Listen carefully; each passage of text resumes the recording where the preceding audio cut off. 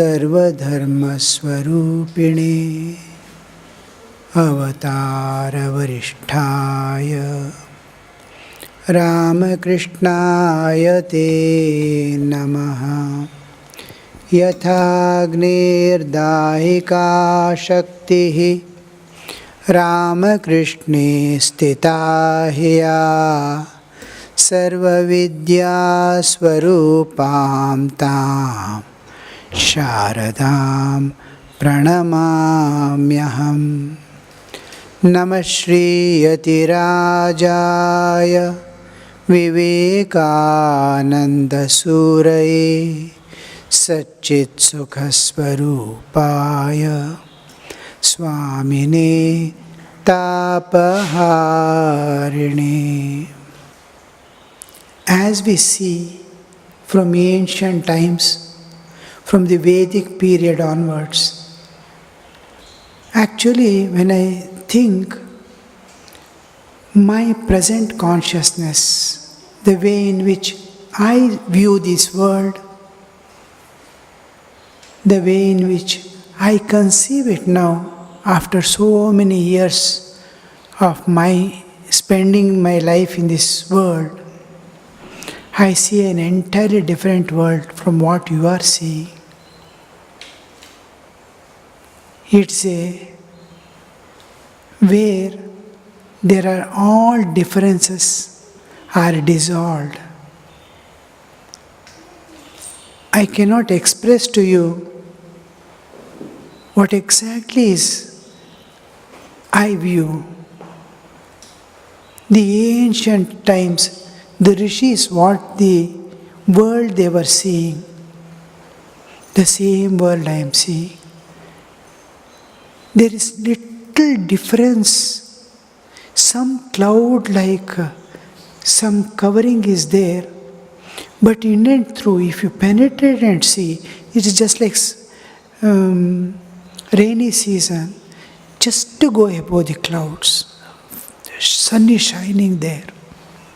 We are not able to see that sun because of the cloud. Presently, the social conditions are such that every person has become self-centered, doesn't want to share anything with anybody, and is running after the enjoyments of the world and possessions. It is not only running after the enjoyments and possession, but becoming a self-centered life.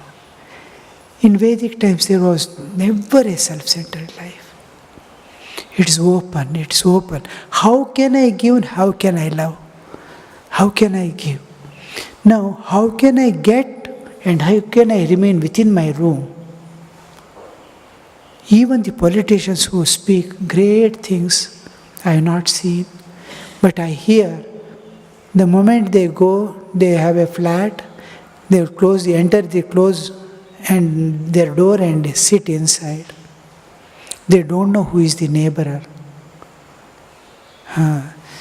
Like that is the life now. We have to break this, but I find this is just a mental structure of man. Beyond that is the real man. And it's the same Vedic time views. I am passing through the streets, cars are there, shops are there, entirely different from the Vedic period. But my eyes are seeing only that Vedic period days, where rishis and munis were moving about. They are as if they are in disguise and an artificial world is presented. Now, this condition, thousands of people are sacrificing their life. You see the brahmacharis who have come here, brahmacharinis who have sacrificed their life, all enjoyments and come here and struggling to conquer themselves. First thing is self-conquest, self-mastery. They are trying to do that. Now, after attaining some stability in their life, they will start serving others. They want to remove the suffering of mankind, give them right understanding of life, make them evolve. Atmano mokshartam jagadhitaya. They come with that ideal. Swami Vivekananda ji came and he spread that message, everything he did. And we are also going to do that. And we will see that whatever we have done is for the present. And suppose hundreds of people came to me, I changed their whole life and gave them some consolations and all. And I see before my very eyes, one by one is leaving this world. New generation is coming with new tendencies, it's an eternal problem. It is like flowing water. I try to clean little water and leave, the next water is coming there. Rains are coming again. Like that, it is a continuity. The world will remain like this. And nature has provided another force, which is counter force for every situation of this world in the human existence. Amid so many species alive in this world, from amoeba to man, we see man is distinct from all other species. And in him alone, that karmic capacity of gaining, working, and he is bound by karma. Suppose a dog bites, it need not suffer for its action because ego is not there. If I kick someone in the sleep, I do not become karma. In waking state, if I kick someone, it becomes karma because ego and intellect is there. Otherwise, it will not become karma.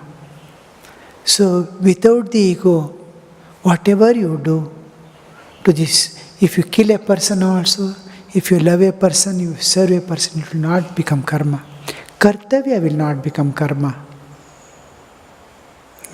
Suppose a child is there, you have given birth to a child, you have to chasten him, you have to correct him, you are giving 2 blows, it will not become karma. If you don't do it, it will become karma. So, this process of just a batch of people are coming, we serve them, change their life. By the time they have gone, another batch is coming. We won't be here. We also go. So there are 2 forces. One is the nature's force which drives them through the lower ends. Another force which is against it, the protective force, the evolutionary process and the involutionary process. The involutionary process is driven by nature. The evolutionary process is counter force that is driven by the Vidya Maya. Thakur differentiates between Avidya Maya and Vidya Maya. The Guru's parampara is a parampara. Brahmadibhyo, Brahma Vidya Sampradaya Kartrebhyo, Vamsha Rishibhyo, Mahadbhyo, Namo Gurubhyaha. The Guru Parampara also goes, Shishya Parampara also goes. It is eternal. Today, in our Hinduism, whatever is there as Hinduism is contribution of one great soul whom we consider as God coming in that form, and it is Vyasa. The 18 Puranas, 18 Upapuranas, Mahabharata, and then 4 Vedas, dividing it into 4 sections and giving it to different sections to preserve it. All that was done by Vyasa Maharshi. Today, our avalambana, whether I pray to Krishna or I sing the names and glories of God, it's all Vyasa's contribution. It is living. From there, the parampara also, from ancient time, Vedic times also it came. When the human existence came, with the awareness of self-awareness and awareness of the external world began. the stream of Guru Parampara. The Guru's sign is he must be total renunciate, who has given up everything. Tyaga, he must be Tyaga Murti, Brahmanishta, Akamahata. Tyaga means Akamahata, he is not smitten by desires, Akamahata.